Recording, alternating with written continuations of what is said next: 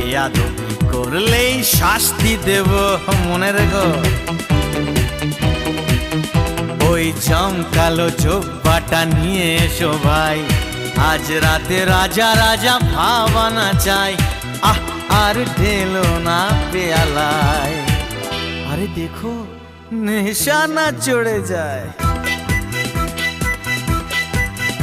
এই আজ আমি মাল ছাড়া কারণ নয়, এইটুকু খেয়ে কি নেশা হয়। এ আজ আমি মাল ছাড়া কারণ নয়, এইটুকু খেয়ে কি নেশা হয়।